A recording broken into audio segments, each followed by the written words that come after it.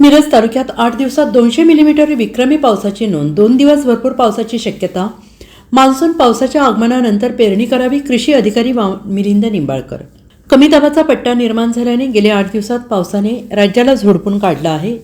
या पावसात 8 दिवसात 52 मिलीमीटर पाऊस अपेक्षित होता, पण तालुक्यामध्ये 200 मिलीमीटर एवढी विक्रमी पाऊस झाल्याची नोंद आहे. आणि याबाबत आज मिरज तालुका कृषी अधिकारी मिलिंद निंबाळकर यांनी आणखीन 2 दिवस भरपूर पाऊस असण्याची शक्यता वर्तवली असून शेतकऱ्यांनी मान्सून पावसाच्या आगमनानंतर पेरणीला सुरुवात करावी असं आवाहन केलं आहे.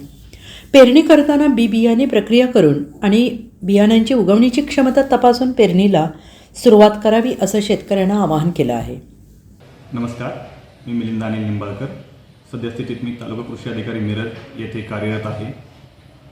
गेल्या काही दिवसापासून मे महिन्यातील 14 तारखेपासून सातत्याने आपल्याकडे पाऊस पडत आहे. सदर पाऊस हा आपल्या भागात कमी दाबाचा पट्टा निर्माण झाल्यामुळे तयार झाला असून त्यामुळे पाऊस पडत आहे. या पावसामुळे बऱ्याच ठिकाणी शेतात पाणी साचलेले आहे.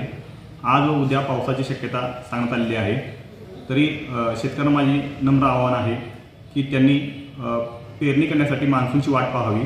आपल्या भागात मान्सून दाखल झाल्यानंतरच पेरणी करावी. तसेच शेतकरी ज्यावेळेला पेरणी करणार आहेत त्यावेळी त्यांनी बीज प्रक्रिया करावी. तसेच बियाण्याची उगवण क्षमता आधी खात्री करून घ्यावी, मगच पेरणी करावी. Bureau report SBN Marathi, Miraj.